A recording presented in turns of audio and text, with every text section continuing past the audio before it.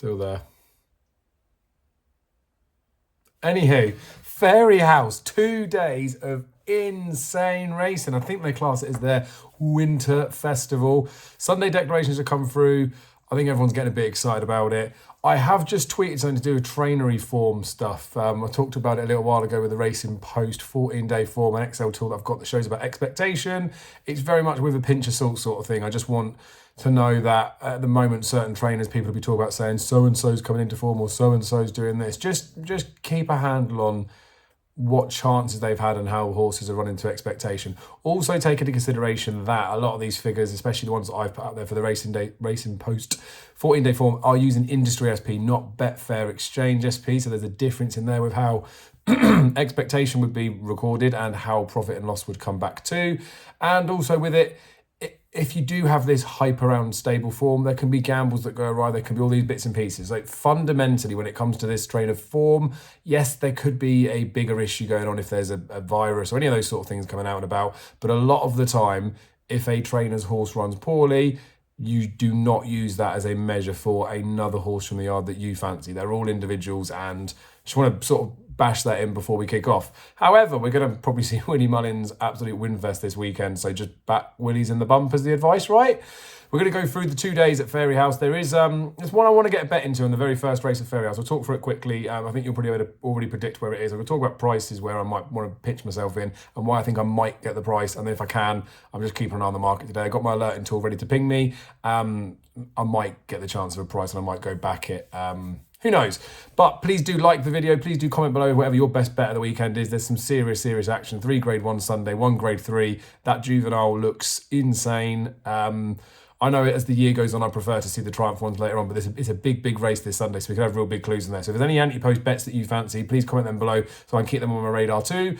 Please make sure you're subscribed to the channel. I do appreciate all your support. But let's crack on. Let's have a look for some bets for the weekend. Holvering Island. I've already done the Aintree and Sandown preview, so go have a look at that if you haven't already. But this is all about Ireland. So Beginner's Chase on Saturday, 11:35.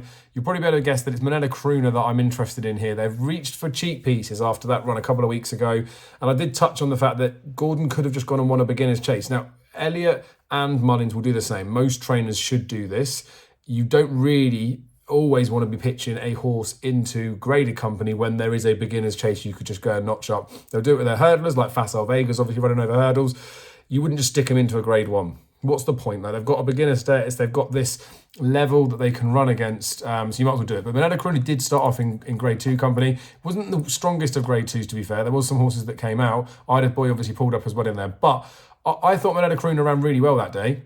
I know there was lots of knocks about it saying, oh, maybe he should have won and things like that, but I thought it was a good enough effort, to be honest with you. Now, he's only really shown form that puts him into the realms of like maybe a low 140s, mid 140s horse. So I don't think he was too far off that run at Punchestown. Jumping was pretty good in the main. There was a couple that were like a little bit slow, but in the main jumped really well. Not the easiest fences to jump there, I wouldn't say. They're not the hardest either, but good round of jumping all the same. As they travelled in, I thought he was going to go clear, and he didn't. He just never really went on with it, is my take on things. So I was immediately thinking cheap pieces, maybe he's a bit of a dog. They put cheap pieces on his, that's a big plus. But also after he crossed the line, he not saying he stopped quick, but he was blowing a little bit and he wasn't like pulling his arms out after the line. So I would suggest he's going to come on bundles for that, to be honest with you. Now, in this race, Boston Hill, Camus, Must Be Obeyed are $1 million. They're not going to win. Cocolino, it just isn't good enough, and I don't think jumps well enough. Highland Charge probably wants it softer and was pulled out a couple of days ago, maybe yesterday yesterday. So I don't think the ground will be an ideal suit for him, but has got a bit of a chance. I Am Maximus for Willie Mullins will draw attention in there.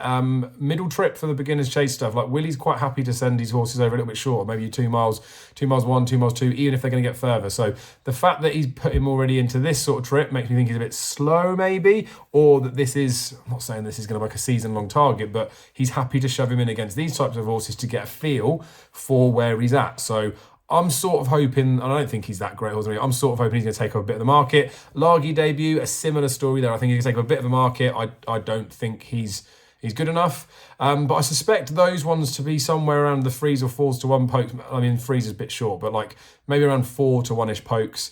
If we're talking about 100% market, that would take up 60% of it. I would have Manella Karuna in and around, hopefully, like a 2 to 1 price on the tissue. Now, I wouldn't be wanting to lay him at 2 to 1. I'm always trying to be greedy to try and something get a bit of a price. But in terms of making up that market, I know the other 3 I've said are a million. We've got Coccolino in there that's going to be, say, 20 to 1 poke. That's 5% of it. If we make those other ones in and around 20% chances, and Manella Karuna a 33% chance at 2 to 1, I feel that there's an outside chance I might get a price on this one, you know.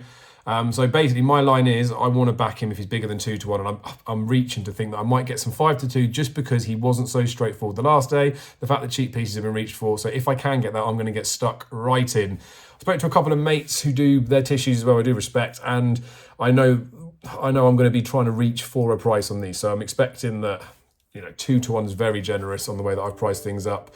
So I know in reality, I said this before with the coin flip stuff, like I'd want 6 to 4 and even money poke just off the off. I would say that he probably is closer to like a 6 to 4, 11 to 8 poke. With the prices, and they both came to the same tissue. They came to 11 to 8 from Manella Karuna. So I'm not saying we are going to get that price for definite, but who knows? An early slip up on the books. If I can get out to a bet, or if that price does come up, I'm going to get stuck into Manella Karuna if I can. I think he's going to win well, to be honest with you. So we'll see how that goes. But again, with all those things, the fact that he has got cheap pieces, the fact that he didn't go on with it, if he was priced short, say sub 2 to 1, I probably won't get stuck in, but like sub 7 to 4, sub 6 to 4, I would be leaving. I know people want to stick him in multis because I've mentioned him, but do it at your own risk. We've got some other races that are interesting later on. There is a handicap chase on the Saturday. Dancing on My Own's in there, one I talked about for an article when I did the videos with Matt a long time ago. Magic Day's in there as well. It's a race that Henry's got a few in there, so I wouldn't want to be betting in there. We do have a couple of maiden hurdles. We have a maiden hurdle to begin with where there's some okay names in there, like Bernard for Joseph O'Brien, like sort of bubble burst the first time out, but you can sort of maybe forgive that run. You got Kansas City Star, another one that potentially bubble burst a little bit on his bumper where he got battered. And then I don't think his maiden hurdle was a terrible run. He was second, but you don't think any of them are going to be any good. We do have a Willie Mullins horse in there, Viva De Vito, but let's be honest, it's the second division, Division 2, that we're really interested in because Facile Vega has been instilled as the 1 to 7 favour. I mean, if ever there was value in a 1 to 7 poke, it's probably him, innit? 'Cause all he's got to do is jump around to go and win. Now, we have seen horses like this go and get battered in the past. I can't remember the name of the one last year. There was one last year, and they got done at like 1 to 20. That was a bit of a dog. Was it the bumper horse? I can't remember. That's really bad for me not to remember. It is a Willy one. Someone comment that below because I should know this off the top of my head. But yeah, Facile Vega should be going and winning. You got to remember these horses, like Bob Ollinger started over 2 miles against Fernie. Admittedly, the ground was heavy then, and this is just yielding. But just because they're starting at 2 miles doesn't mean they're going to end up there. And most of Willie's novices will start at 2 miles, I would have thought, unless they are very much like a boat. So yeah, I'm really excited to see him go. Arctic Brazil for Henry de Bromhead's semi-interesting because Nick Rocket's in there. He was unseated in the Nick Rocket point-to-point. I don't think he was going to be winning the race. Came second in a point-to-point after, but Nick Rocket ended up and due to run over the weekend too. So we're going to get some, I don't know, sideways lines through some of these horses. But it's going to be exciting to see Facile Vega out. The bumper as well on Saturday is pretty good. Nick Rocket, the one that I just talked about there, is in that race. So we're going to get to see what Arctic Brazil does before, and we're going to see Nick Rocket after. I think Michael Luby said on Twitter that Nick Rocket maybe raced really wide that day, so he was fairly impressed with the performance. He's a good judge, so we'll see how they go. Stella Sori is one that I think Ian from the Cheltenham Exchange has put up as a horse to follow. It's a Gigginstown bumper horse, lads, isn't it? Let's not get our dicks too hard about it. I'm not saying that as a dig to Ian or anything, but it's like Kingsfield all over again, isn't it? Stop it. Shannon Royal is another one in there. There's another Gordon Elliott one. That's the one that Jamie's going to ride. So interested in bumper all in all. And when I talked about those three in the betting, it's 2 to 1, 2 to 1 tissue for Nick Rocket, Stella Sori, and then 4 to 1 Shannon Royal. I don't think that's the way that they'll be priced up. The Racing Post tissues will change as well. But that's Saturday sort of covered for Fairyhouse. Sunday is filth. There is the Peterborough Chase at Huntingdon on Sunday, which I haven't talked about in the other video. I'm not even going to talk about it now, but that's a solid looking race. Very competitive. That'll be a real good one to watch. For Fairyhouse Sunday, it is just non-stop, isn't it? Absolute non-stop. So I talked about that grade 3 juvenile hurdle. We've got Comfort Zone, recently put up by Dave Jennings on Up in the Ante. I've talked about that. We've got Zarak the Brave, who I think, according to Twitter, is Paul Townend's mount. And Lossiemouth's in there, which Danny Mullins is going to ride. So I think a lot of people, obviously, Lossiemouth she's favourite for the Triumph already, isn't she, at 10-1. Absolutely disgusting. What I don't want to say idiots, but who is backing a 10-1 Triumph horse before it's even been out? And like here, even jockey bookings, I don't know if they definitely are that, but regardless of all of that stuff, like, it's bonkers. I mean, I know people have been at 25s and 33s, but stop it. Stop backing horse at 10-1 for a Triumph. Watch it go and win at even money now. But I like to see as things go on. I was very impressed with Zara at the Brave. They didn't expect that performance, did they? So if Paul Townend has kept the ride, which I suspect he probably should have done, that'd be really interesting. But I did like very quickly talk to Daryl this morning. It was very, very quick. But like we were saying, that there is an outside chance here that you could see the Triumph Hurdle winner out on Sunday. It's a filthy race. Rachel Blight rides Risk Bell. I think Mark Walsh must be on a riding ban, because I know Luke Dempsey's riding a lot of horses, and then I can't see Mark Walsh with any bookings. I think he must be on a riding ban. He's got bookings for tomorrow, so I don't think he's injured. But anywho, looks like a sick race. I can't put an opinion in there of who I'd like to win. I'd want to just watch the race. Again, how market gets priced up, we'd all have a bit of a view in there. But if you were looking to trade the race on a Sunday, which is something that I might do with the Fairyhouse markets, and if I do that, I'll do some screen recording and share it. I've got the boys, so I don't know how easy it'll be. But it'd be one of them where you can see where money might go in and out, and you could see where things might be priced differently. But there is no price up at the moment. I mean, it will be up fairly soon, but it's just a good race to sit back and watch. Like, I wouldn't be getting too excited for smashing into something there. You're braver than me if you do have a real strong opinion in there. There's a nice handicap after this. I don't, again, want to go into that just because of time and stuff, but we can move on to the Raw Bond Grade 1. It is a beauty of a renewal. What I will say with it being a beauty of a renewal is I do not think any of the horses within here are going to be the best 2-milers at the end of the season. Don't think we've seen the best 2-milers of the season so far.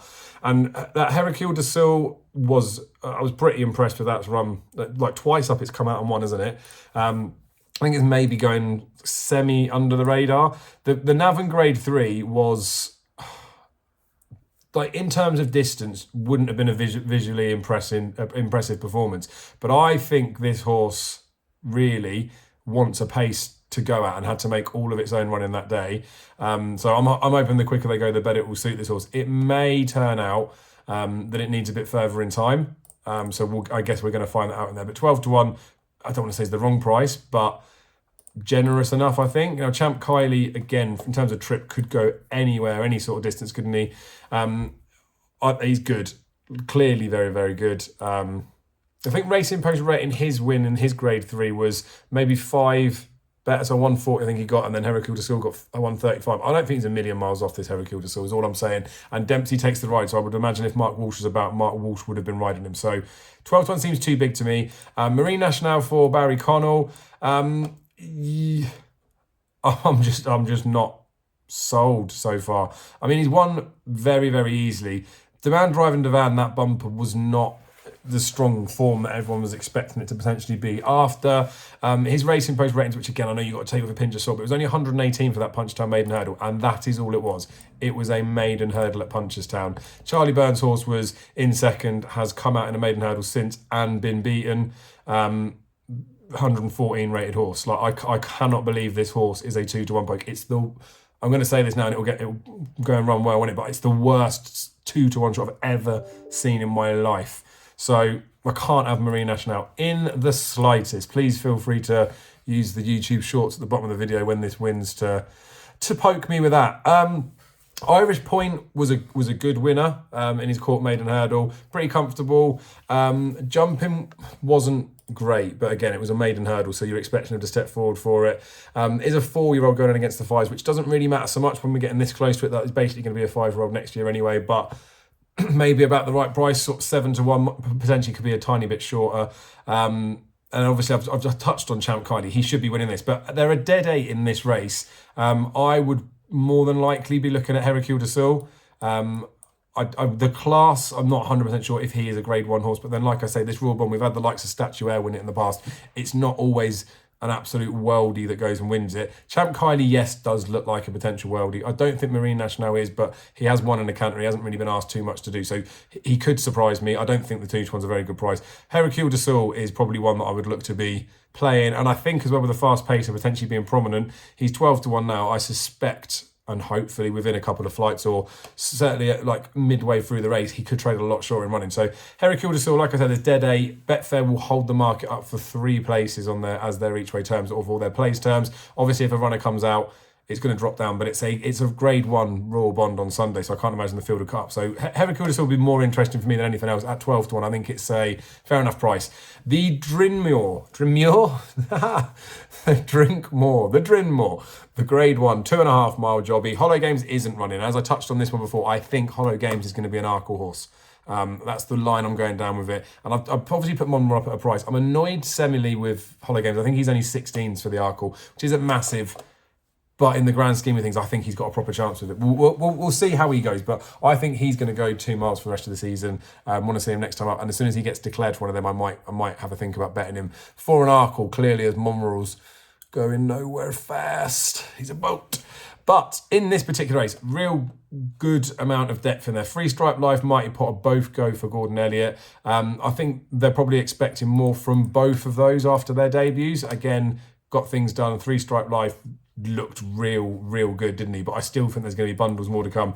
His RPR was 154 on Chase debut. That's monster. Wasn't really impressed with Mighty Potter. Don't think beating Miles Harper's anything. 138 was his racing post rating, but can obviously come on for it. Banbridge at 7-2 looks potentially like a good price and has got that experience. His racing post rating at Cheltenham was 158. I'm really just not sold on Banbridge. So we'll have to see. I think of them, like 3 to 1 Three Stripe Life seems a hell of a price to me. I know like Jack Kennedy's on Mighty Potter, and you can argue that he is first string, but Davey rode Three Stripe Life the first day. Jack rode Mighty Potter the first day, so they're just retaining the rides. I think Three Stripe Life's got a proper chance. William Mullins has got a handful of horses in here, and one I'm going to talk about again at a big price. It's basically me just rimming Luke Dempsey in it in this whole video. Sorry, Luke, I know you're a big fan of the show, big watcher, but he's riding Shadow Rider in this race, who is a 33 to 1 poke. I think this horse is better than the price that he's been put up at. Now, he ran against El Barrett in that grade 3 at Cork at the beginning of November. He made a bad mistake, pulled up, that was it, like race was gone. And I thought he was going pretty well. He didn't jump great in his Gowran chase back in March, and he didn't jump the best that day either. So, make like of that what you will. But I do think this horse, he's rated 130 over hurdles. I think this horse is easily 140s. I think he's better than that 130 mark already. And I think 33 to 1 about him is offensive. So if I'm having a play in this race, I would be looking at Three Stripe Life as the winner. He's about 3 to 1 poke, which I don't think is terrible, but again, it is a strong enough renewal. I think Shadow Rider at 33 to 1 is offensively big. That's way too big. The Devil's Coachman didn't run in that race where Milena Karuna was going to run. I know he was well backed that day. I think a lot of people were fairly impressed with him. I'm not so sure. I think he needs crap ground, and I don't think he's going to get it in here either. So that's my thought on the Drinmore. Like, I think Three Stripe Life should be the winner, and I think Shadow Rider will run with it at a big price. And I'm sort of against Banbridge, but you'd expect Banbridge to be there or thereabouts, like he'll make up the 3. So there's the TriCast for you, innit? Hatton's Grace comes up after this. Honeysuckle, the unbeaten queen, is going to run. It's not the best of races, is it? But let's be honest, when Honeysuckle's about, you're trying to wonder who could go in against there. Classical Dream, we don't really know what sort of Classical Dreams are ever going to turn up anymore. He's very, very in and out. And I don't know with him. I do think, though, they obviously ran him at 3 miles pretty much, I think it was exclusively last season. I do think he's been crying out for this mid-trip. You know, you get a lot of these horses like your Super Sundays that they're just not quick enough for your 2 miles, and this 3 miles is too much for him. I reckon Classical Dream's going to put up an absolute monster effort in this race. There are dead 8 in here, and as I say, he's risky to trust, isn't he? But he's 5 to 1. And if ever there was a scummy each way bet, that would be it. I think as well, when you think of the place markets, he'll probably be very short for placing. Like, so if you take the 5th of the odds, let's just say it's a 5th with the bookies at 5 to 1. Let's see if I can peel it up and see what the actual terms are. But if we say it's that, it's even money, isn't it, for the place? Obviously, to do the each way perspective, you're losing out on the win stake. So basically, it's going to cost you 2 to win 2 back. So it's level stakes.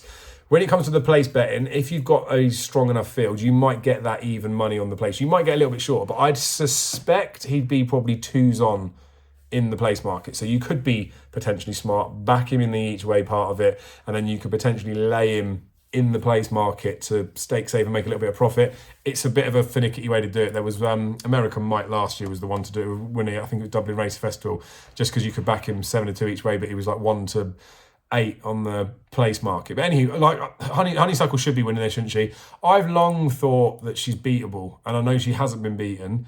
She still hasn't really got anything to come and go up against her here. I just don't think I'll be as surprised as anybody else when she does get turned over, or if she does. If she doesn't, I would probably be more surprised. Like if she goes through the season, especially when we talk about the likes of Constitution Hill.